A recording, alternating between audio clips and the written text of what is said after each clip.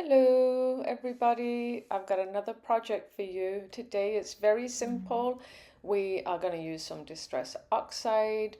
I've got ground espresso there. Just any regular glue that you have will work just fine.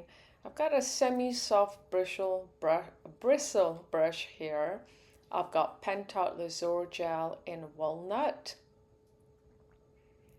And then I have some paper scraps that I did some fussy cutting, just left over from some Christmas card kits. And then I have a piece of brown foam that I had lying around. I have this little trinket box. You can get them from Michael's, the Dollar Tree, or Dollarama.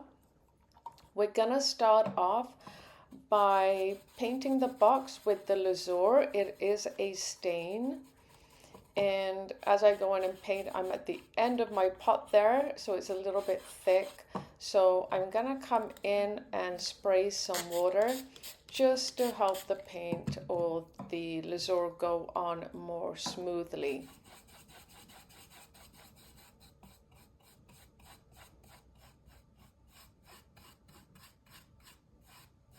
And you'll see here that with the Lazur gel, it's gonna actually leave the natural grain look in your wood piece.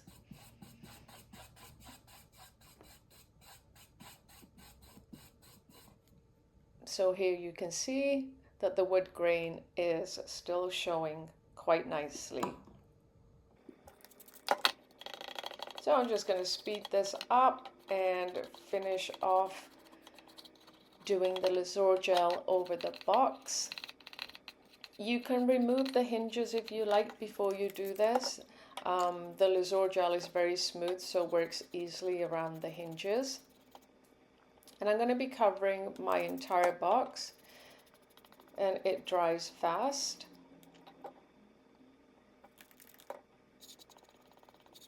And then once you're done that, just make sure you clean up your edges in case you got a few little globs hanging around from your brush strokes. So that's it. And Lazur comes in about different 8 colors, so depending on what kind of look you're going for or what kind of color you want to match to your pattern paper, you can use that.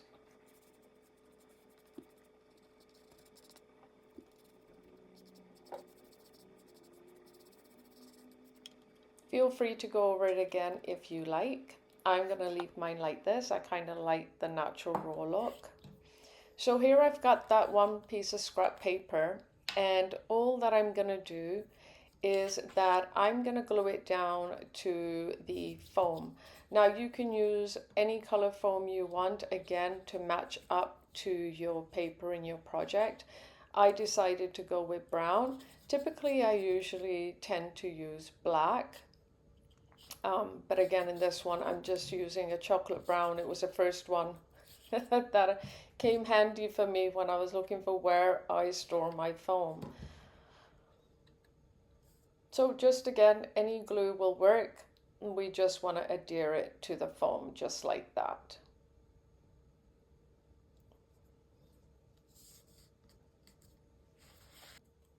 And then once that's dry, you can either do it on this side. I prefer to flip it over.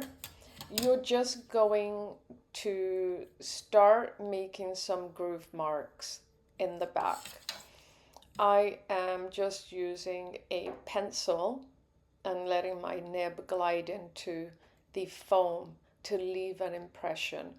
And what I'm basically doing is a jigsaw pattern, so that when I go to glue it onto the box, we have this jigsaw effect happening.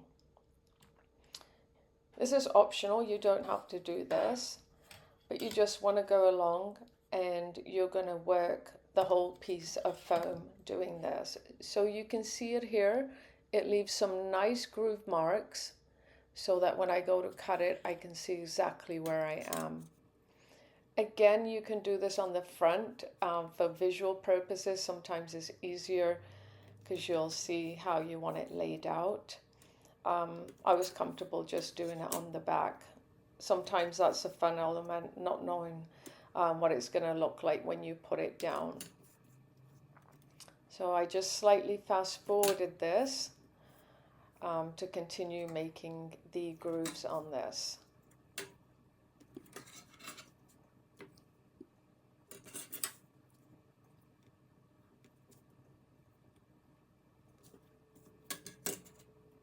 Make it as interesting as you want. And here you go, I've got the finished piece. Next step, you're just going to come in and cut this up. So once you've got it all cut up, your next step is you're going to come in with the, I've got ground espresso, but any ink will work to distress your edges, and you want to do all of them.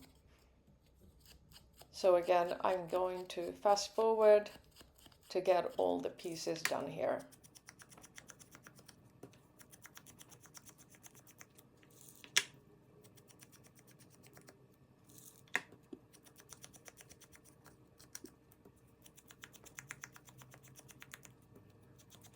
I also distressed the fussy cutout robin that I had on the holly.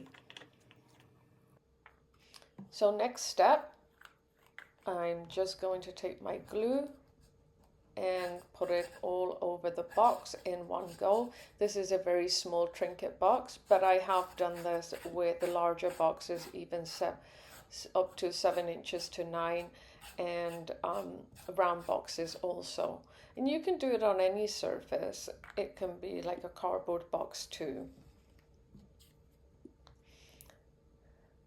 So here I'm just going to start putting the pieces together, matching them up and lining them up.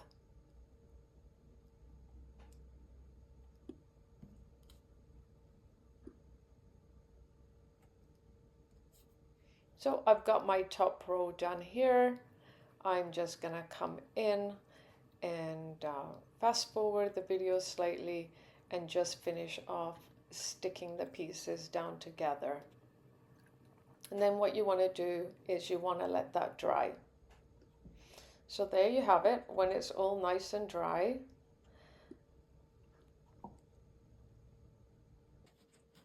Next step is that I have some dimensional squares on my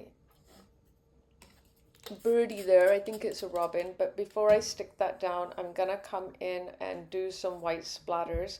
It is a Christmas box that I'll be putting some jewelry in, so I wanted to do the white splatters for snow.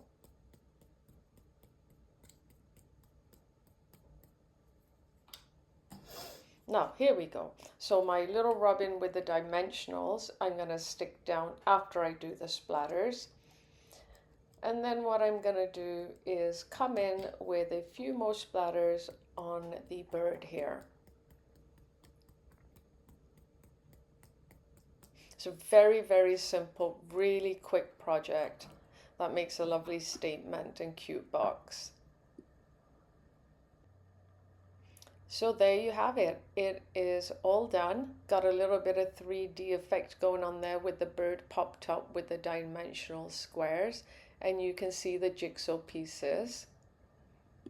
And I have a few more that I've done in the past for different occasions. So this one was using a paper by Shock Art Sisters. The Christmas one is Fabrica Decoro Nostalgic Christmas. And this one was Time is an Illusion, which is Stamperia's Voyagers, for more of a masculine look. So there you have it. Really easy, quick project. Thank you for watching.